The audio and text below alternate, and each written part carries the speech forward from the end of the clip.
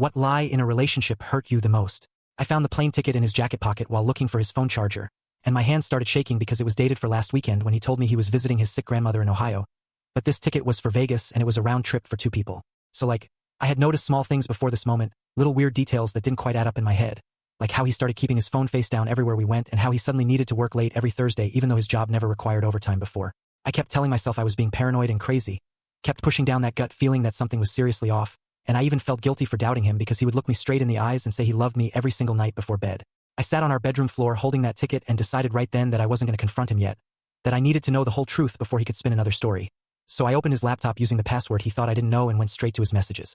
The emails loaded one by one and there she was, Jessica from his office, and they weren't just talking about work projects or boring company stuff. They were planning trips and calling each other baby and talking about a future that somehow didn't include me at all.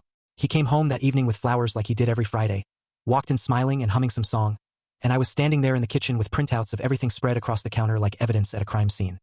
His face went completely white and the flowers dropped to the floor, and he opened his mouth to say something but I held up my hand because honestly I didn't want to hear another lie come out of his mouth after 3 years of believing every word. I packed my stuff that night while he sat crying on the couch, and yeah, it hurt like nothing I'd ever felt before, but walking out that door taught me that the worst pain isn't being lied to once.